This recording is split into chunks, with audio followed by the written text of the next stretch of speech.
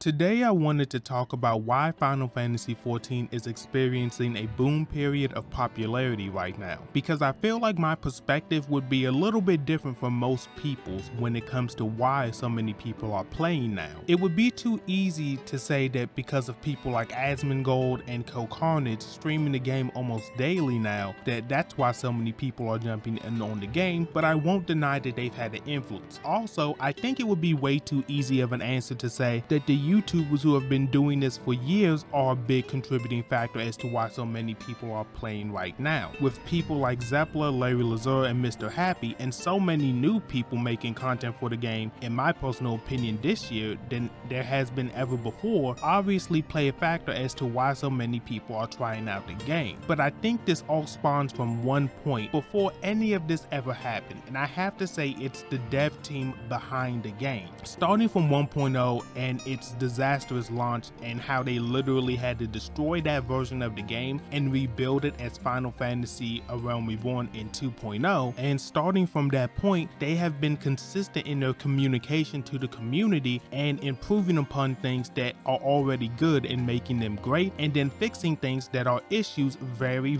quickly. It wouldn't be too crazy to say that the Final Fantasy XIV team is probably the most active and most open when it comes to development of the game.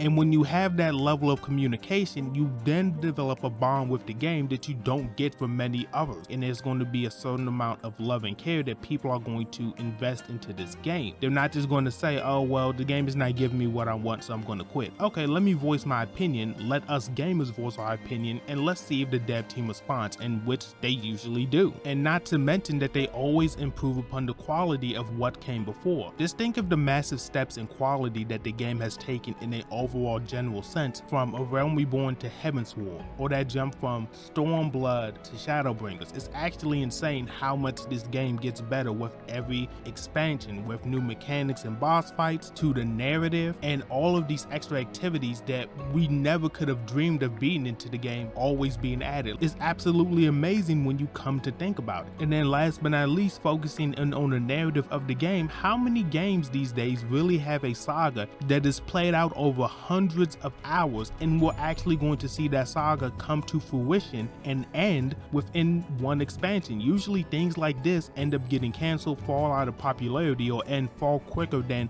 what the team intended to do. But it seems like from everything that we are hearing that this was the original goal of when they started back in 2.0, and this is where they believe that the Hydaelyn and Zodiac arc should end. So we can expect to get a narrative probably, if not better than Shadowbringers, at least close to it. So overall, between Twitch streaming, YouTube content, the great community behind the game, I think the devs are really the biggest reason as to why this game has grown as crazy as it has. And with anything, when you do it good enough for long enough, eventually you will get your recognition. And I feel like that's true of anything within life. But with that being said, do you know what else is blowing up? My channel. And if you want to be around for that and see my videos on Shadowbringers and other games coming up, please like, subscribe, and turn on notifications. And one more thing, what do you think is the biggest reason as to why Final Fantasy XIV is blowing up right now? But with that being said, it has been your boy Skipx, and I will see you all in the next one.